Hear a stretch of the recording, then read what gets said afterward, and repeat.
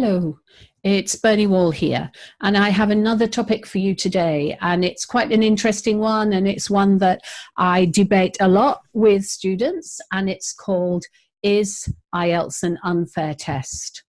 And I have had a lot of students who have ranted and raved a little about the IELTS, about its commercialism, etc., etc. And yeah, to an extent, a lot of this is true. However, for many of you, the IELTS is something that you cannot avoid. It's something that you have to do. And sometimes I feel that the ranting and raving or the feelings of displeasure around the test and around the people who administer the test, and sometimes even the examiners, etc., can be deflecting you from actually sitting down and doing what you need to do, which is to prepare well for that test. So if you find yourself getting very agitated about the test, getting very angry, having lots of conversations around the fairness or unfairness, maybe it's time to step back a little and say, okay, I can't avoid this, so let's put all of that to one side and spend the time actually tackling the question types, tackling the tasks, and really focusing on your English and what you have to do and how to apply your English so that you get the score you want. And whether it's fair or unfair is actually irrelevant to what you need to do. But I want to explore it a little more because I found a blog post quite recently with that title, Is It an Unfair Test? And the blog post was actually written by a teacher, and there was some discussion within this blog post about the teacher, between the teachers about whether it was, and some of them felt it was and some didn't. So I thought it might be an interesting topic for us to look at today. So I have some slides which I'll get up here, and then we can go through and I'll give you my point of view. So getting a balanced view. As I said before, and I'd like to reiterate, if you have to take the IELTS, then whether it's fair or unfair is irrelevant. And it's better to just go beyond this argument and focus on making sure that you can actually get the band you want and make sure that your skills at IELTS and in English are good enough for that band, and forget all about this. But for those of you that might feel it, let's have a look at a few facts first. IELTS is a test. It's a test of English.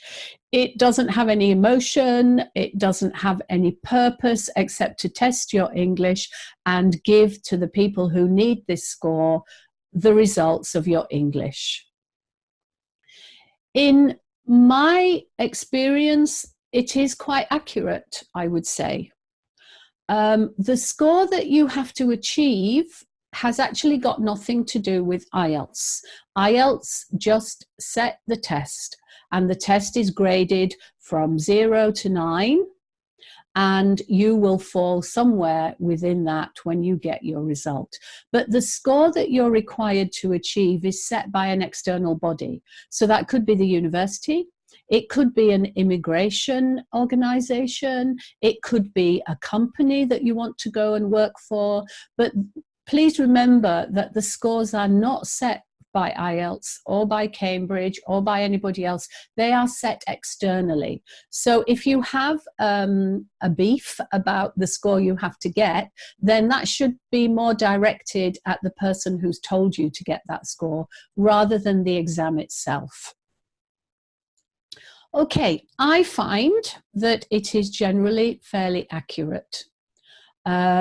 Occasionally it can break down, like with anything, there can be mistakes and breakdowns, and sometimes people ask for a remark and they get their score improved. It happens rarely, but it does sometimes happen. So like with anything, there can be sometimes problems.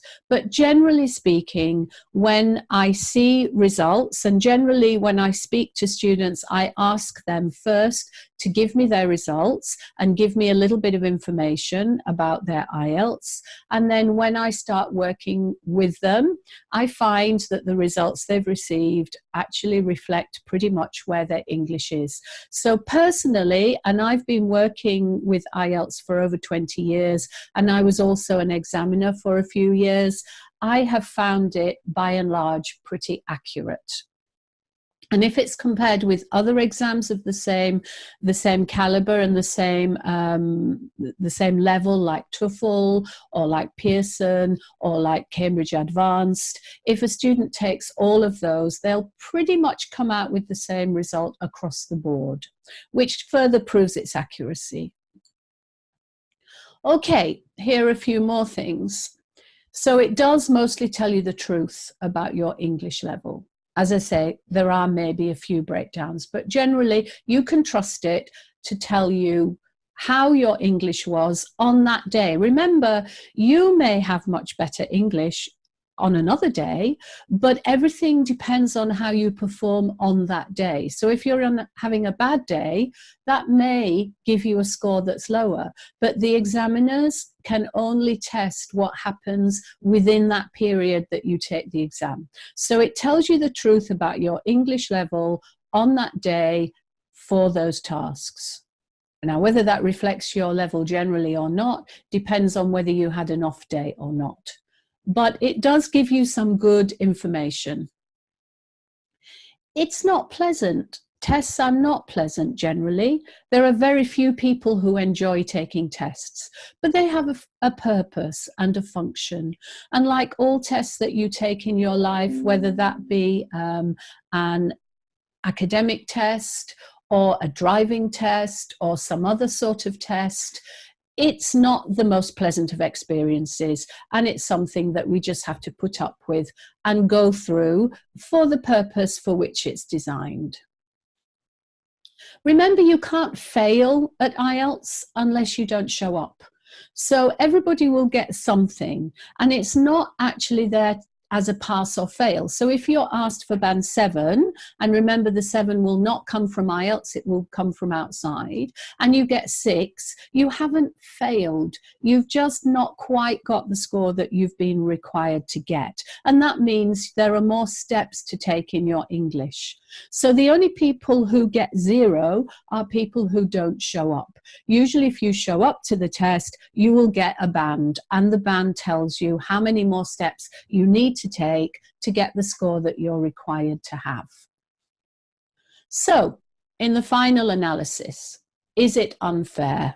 This is my personal view based on a lot of experience and many years of teaching and examining and being involved with IELTS and students of IELTS. I don't think so. I think sometimes things go wrong.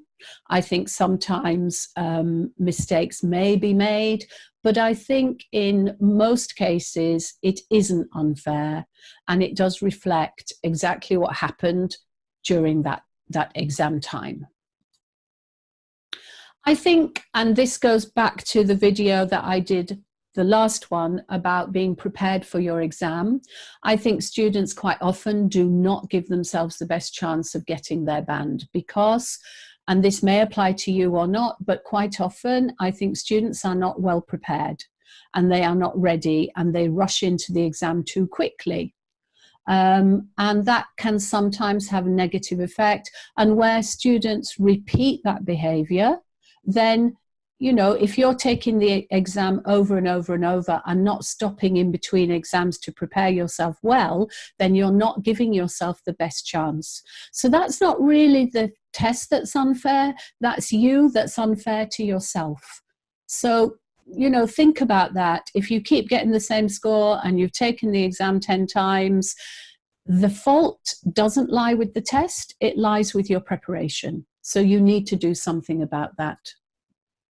Examiners sometimes make mistakes. Yes, I've had students who've asked for a remark and their score has been increased. I have to say it's very rare.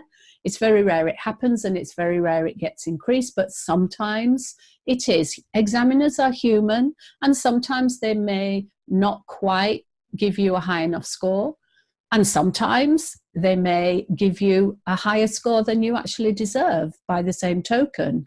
Just like if you're interested in football, sometimes the referees make bad mistakes and sometimes they make good mistakes, depending on which side of the competition you are on. So yes, sometimes there are mistakes, but most times there are not. And sometimes the centres make mistakes. Things can happen at the centre which cause problems. And, you know, in the same way that examiners are human, so are the people who run the centres. So they can sometimes make mistakes too. And unfortunately, if you're caught up in these mistakes, then it is a pity. But it's not the exam itself that's causing that. So I would say overall, it gives an accurate reading of your level. And in 9 times out of 10, it will tell you what you need to know, which is, yes, you've got 7 in everything or 8 in everything, and you can submit that and go on to the next stage of your life or career. Or it tells you that in this part of the test, you're absolutely fine, but in this part of the test, you still need to do a little bit more work. And you should take that information and use it to help you to improve your scores so that the next time you take it, you're going to get what you want. Okay, so let me just go back. Okay, so is it an unfair test? I don't think so. And I think if you're continually complaining about it, then you're probably distracting yourself from the true work, which is getting on with your study and making sure that you are doing everything you need to do to get the band score that you want in your IELTS. I've written a little bit more about this topic in an article on my website, IELTSlearningtips.com, and there's a link here for you to go over there and you can have a look at the post in its fullness. And also there are other things there to help you with your preparation for IELTS. So I hope this was a useful discussion, but I think the key thing is, don't worry about whether it's fair or unfair. If you don't have a choice, just make sure that you prepare well for it and you'll get your score and then it will be fair for you. Okay, thank you, and I'll see you on the next video.